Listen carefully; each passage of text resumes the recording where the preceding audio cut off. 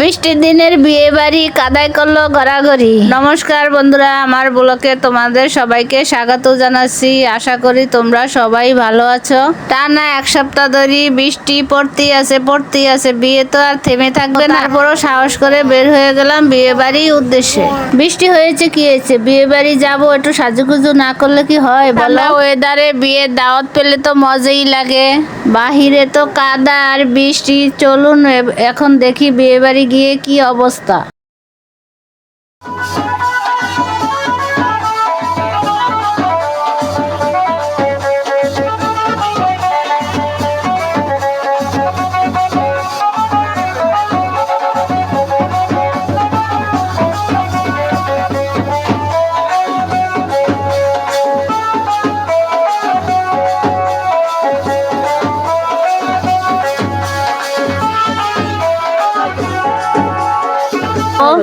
আজকের ব্লগে আমি বলবো আমরা এই গহনাগুলো কোথা থেকে নিয়েছি আর এই সাজুগুজু করেছি। এত এত সুন্দর গহনা আমরা কোথা থেকে নিলাম জানতে হলো ব্লগটা দেখতে থাকুন।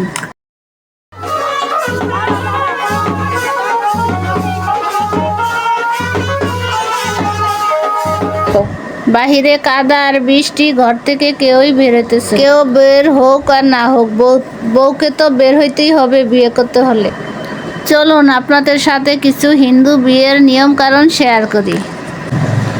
হিন্দু বিয়েতে অনেক অনেক নিয়ম কারণ থাকে আর অনেক সময়ও লাগে বিয়ে হতে।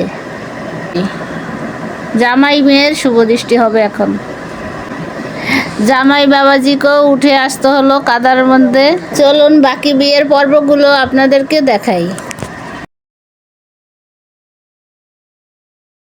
আজকের কনে আমাদের খুবই পরিচিত, তাই আগে গিয়ে ওর সাথে কটা ছবি তুলে নিলাম। বিয়ের দিন সাজলেই সবাইকেই খুব সুন্দর লাগে। আজকে আমাদের কনেকে কেমন লাগছে তোমরা কিন্তু কমেন্ট করে জানাবা। এখন চারিদিকে যেই অবস্থা, স্বর্ণের জিনিস পরে বের হওয়ার মতন কোনো সাহসই নেই। আমার তো স্বর্ণের জিনিসই নেই। তাতে কি হয়েছে, এই জুয়েলারিগুলো স্বর্ণকে হার মানায়। গোল পালিশ করা, দেখতে একদম স্বর্ণের মতনই লাগে। আমার যে গলার সীতাহারটা, এটা একদম ডুবাই গোল্ডের ডিজাইন করা। দেখলে বোঝাই যাবে না আপনি কি স্বর্ণের গহনা করে পরেছেন না ইমিটেশন পরে। এগুলো আপনারা খুবই কম দামে কিনতে পারেন। পরে আমি পেজটাকে মেনশন দিয়ে দিয়েছি। আজকে বিয়ে বাড়িতে এসেছি, এই হলো কনের মা, এগুলো হলো সব কনের আত্মীয় স্বজন। সবাইকে একসাথে দেখে খুবই ভালো লাগছে দেখতে। আমরা এখন আছি কনের কাছে দাঁড়িয়ে। এখন কনেকে মণ্ডপে নেওয়া হবে, একটু পরেই বিয়ে শুরু হয়ে যাবে। আমাদের হিন্দু বিয়েতে লগ্ন ছাড়া বিয়ে হয় না, যে কোনো একটা নির্দিষ্ট সময়ে বিয়ে শুরু হয়। সবার পিছনে দাঁড়িয়ে আছি, অনেক লম্বা লাইন পড়েছে, সবাই ছবি তুলতেছে। বিয়ে বাড়িতে এটাই আনন্দ, কত পরিচিত মানুষের সাথে অনেক দিন পর দেখা হয়ে গেল। বউ দেখা দেখি শেষ। এবার খাবারটা খেয়ে আসি, যে না খাবারটা ঠান্ডা হয়ে যাবে। খাবারের আয়োজন খুব ভালো ছিল, সবাই খেতে বসে গেলাম। পরিবেশনও অনেক ভালো ছিল। এখানে আমার ভাইও পরিবেশন করে দিচ্ছে। আত্মীয় স্বজনের বিয়ে হলে আমরা নিজেরাই পরিবেশন করি। ঠান্ডা ঠান্ডা ওয়েদারে খাবারটা কিন্তু দারুণ লেগেছিল। গরমের ওয়েদার থাকলে কিন্তু একদমই ভালো লাগতো না। বৃষ্টির মধ্যে তারা খুব সুন্দর করে খাবারের আয়োজন করেছে, আবার খুব সুন্দর করেও পরিবেশন করেছে।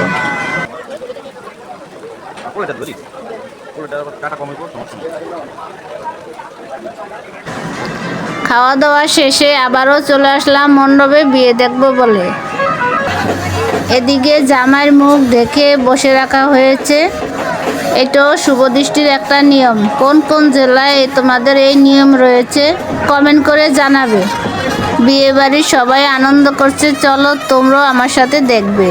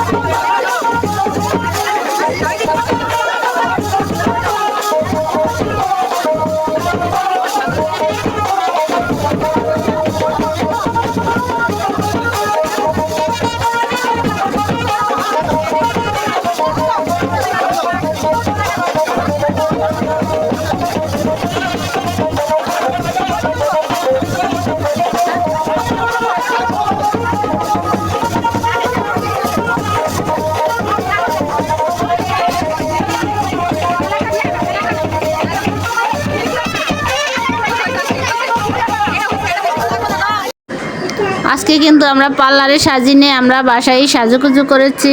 আর গহনাগুলো কেমন হয়েছে তোমরা সবাই জানাবা। আর যদি পছন্দ হয় তোমরা এই পেজ থেকে কিনে নিতে পারো, অথবা দোকানে নিয়েও পছন্দ করে তোমরা কিনে নিতে পারো। দোকানে অনেক সুন্দর সুন্দর কালেকশন আছে, একদম সুন্দর সোনার জল করা দারুণ দারুণ সব কালেকশন ডিজাইন। খুব সুন্দর সুন্দর চেইন আংটি ডিজাইনগুলো দেখো বন্ধুরা, তোমরা চাইলেও কাস্টমাইজ করেও বানাতে পারবে। এই দেখো চুটটার কত সুন্দর ডিজাইনটা। আর চিকটা আর হচ্ছে সীতাহারটা কেমন হয়েছে বলো। আর চিকটা আর সীতাহারটা কেমন হয়েছে তোমরা বলো।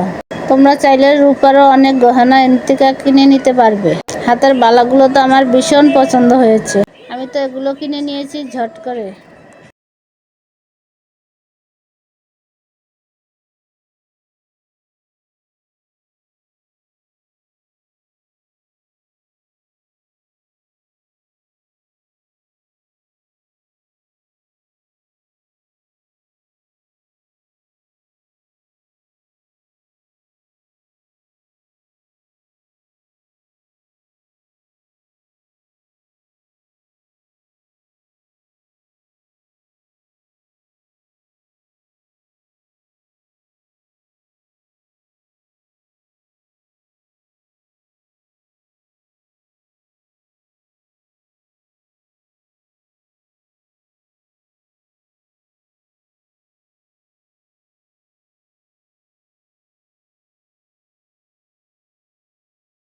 তোমাদেরকে এই ঠিকানা দিয়ে দিলাম, তাড়াতাড়ি যোগাযোগ করে তোমরা কিনে নিতে পারো।